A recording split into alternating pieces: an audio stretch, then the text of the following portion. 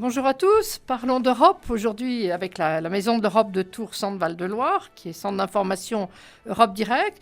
Je reçois Pierre-Yves Monjal. Bonjour Pierre-Yves. Bonjour Christine. Vous êtes professeur de droit public et spécialiste du droit de l'Union européenne à l'Université François Rabelais.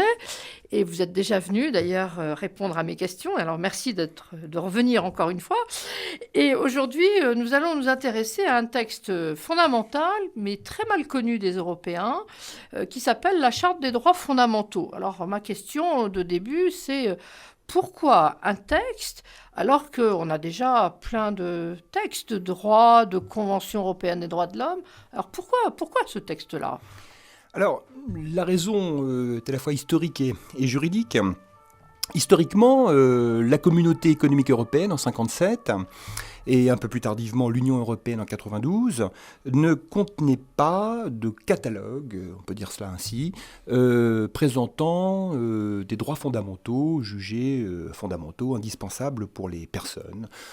Liberté d'expression, liberté de conscience, droit à la vie, etc. Bien. Dans le même temps, nous avions effectivement la Convention européenne des droits de l'homme, qui a été adoptée en 1950, mais juridiquement, les communautés et l'Union européenne n'étaient pas parties à cette Convention européenne des droits de l'homme. Par conséquent, c'était difficile pour les communautés et l'Union d'appliquer un texte, même si la Cour de justice va le faire, d'appliquer la Convention européenne des droits de l'homme, dès lors qu'elle n'est pas soumise à ce texte. Il a été jugé opportun et fondamental, on y reviendra peut-être, de doter précisément l'Union européenne, à partir de 2000, d'un texte spécifique à l'Union européenne qui établirait la liste de ces droits fondamentaux. C'est donc un marqueur de l'Union européenne.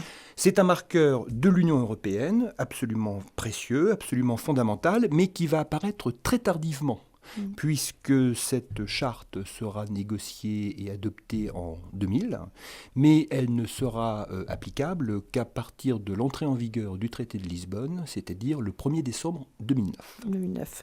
Donc cette charte qui est en fait récente, malgré tout, même si ça fait 15 ans, quel est son principal objectif, pour le résumer finalement ? Alors, pour le résumer, je crois que c'est assez simple. Il y a la même fonction, au fond, que notre déclaration des droits de l'homme de 1789. Je crois qu'il a 3 objectifs. Le premier, il faut le comprendre ainsi, la Charte des droits fondamentaux constitue un ensemble de principes qui ne peuvent pas être remis en cause par les institutions de l'Union européenne. C'est un principe limitateur des pouvoirs de la Commission, du Parlement européen, des conseils, etc. Dès lors que ces institutions adopteraient une réglementation contraire à ces droits fondamentaux, cette réglementation serait jugée illégale. Limitateur des institutions. Deuxième fonction, l'Union européenne cherche depuis son origine à crédibiliser sa légitimité. Le Parlement européen est une source de légitimité, mais il était essentiel, dans la pensée juridique contemporaine, de faire en sorte que l'Union européenne dispose de droits fondamentaux afin d'asseoir plus solidement sa crédibilité, sa légitimité. La troisième fonction, alors qui est souvent celle-ci qui est mise en avant, elle est tout simplement de protéger les individus, nous, des atteintes excessives à nos droits fondamentaux, dès lors qu'une réglementation européenne porterait atteinte à ces droits. C'est un instrument de protection de nos droits et de nos libertés des individuelles. Européens. Des Européens, exactement. Alors, qui l'a fabriquée, cette charte ? Qui l'a écrite ? Comment ça s'est fait ? Parce que je crois que c'est une procédure un peu particulière. Alors, en effet, c'est une procédure assez inédite qui était, alors, je n'ose pas dire révolutionnaire, mais en 2000, il y a eu la négociation de ce qui allait devenir le traité de Nice. Bien. C'était un cycle de négociations qui a été lancé tout au long de l'année 2000. Parallèlement à la rédaction du traité de Nice, qui modifiait en réalité le traité de Maastricht, une autre instance s'est constituée sous la direction de l'Allemand Roman Herzog, qui était président de cette convention chargée de rédiger cette charte, et avec une soixantaine de membres, pendant près de 7 ou 8 mois, cette instance a rédigé, a écrit, a réfléchi sur cette charte des droits fondamentaux.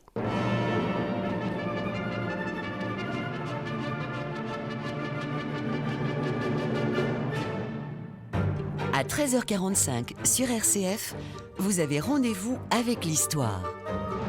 Véronique Alzieux et ses invités vous invitent à revivre une année, un événement, qu'il soit religieux ou historique, sous forme de feuilleton quotidien, créant ainsi une série pleine de rebondissements.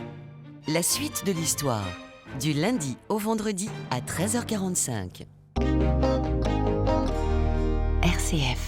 Parlons d'Europe avec Pierre-Yves Monjal, professeur de droit public et spécialiste du droit de l'Union européenne à l'université de Tours. Alors nous sommes en train de parler de la charte des droits fondamentaux, donc une charte qui est assez récente malgré tout, 2000 et en application en 2009, c'est ce que vous venez de nous dire, et dont la rédaction est concomitante avec le traité de Nice.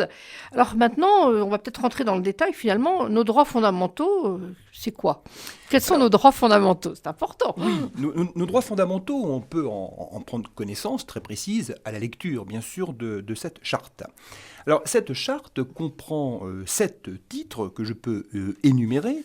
La dignité, les libertés, l'égalité, la solidarité, la citoyenneté, la justice, et puis un dernier titre qu'on appelle disposition générale et finale. Au total, ça représente 54 articles. Alors, si on veut être un petit peu plus précis sur le contenu, simplement à titre d'exemple, concernant, je prends uniquement cette hypothèse-là, la question de la dignité, eh bien, nous trouvons des références à la dignité humaine, des références au droit à la vie. Toute personne a droit à la vie. Nous trouvons des références et des droits qui concernent l'intégrité des personnes, donc interdiction de la torture, des traitements et dégradants inhumains. Bon, et on pourrait ainsi multiplier les exemples. Je voudrais peut-être faire une petite précision pour montrer l'importance à la fois quantitative et qualitative de cette charte de l'Union européenne comparée à la Convention européenne des droits de l'homme. La CEDH de 1950, je dirais, ce n'est que 14 articles. Alors évidemment, dans des domaines très importants. Interdiction de la torture, liberté d'expression, droit à un procès équitable, droit à la famille, droit au mariage, qu'on retrouve dans la charte. 14 articles. Ici, nous en avons 54. Une différence quantitative. Et aussi une différence qualitative dans la mesure où un certain nombre de droits fondamentaux contenus dans la charte n'existent absolument pas dans la Convention européenne des droits de l'homme. Vous pouvez nous donner un exemple ? Quelques exemples. La question de la diversité culturelle et religieuse. Par exemple, toutes les problématiques relatives à la solidarité. Des droits de nature davantage sociale, droit à la grève, par exemple, le droit d'asile, un certain nombre de principes relatifs aux expérimentations médicales, à la bioéthique. Autant de droits nouveaux, autant de concepts et de valeurs nouvelles, contemporaines, qui ont été inclus, ces droits, ces libertés, dans la charte et qui n'existaient pas dans la précédente Convention européenne des droits de l'homme et qui n'existent toujours pas. Alors, est-ce que ce texte, qui est un peu révolutionnaire quand même, quand on réfléchit à tout ce que vous venez de nous dire, est-ce que ce texte, tous les pays de l'UE y ont-ils souscrit ? Chaque pays, il y a eu des réticences. Alors, il y a eu des réticences.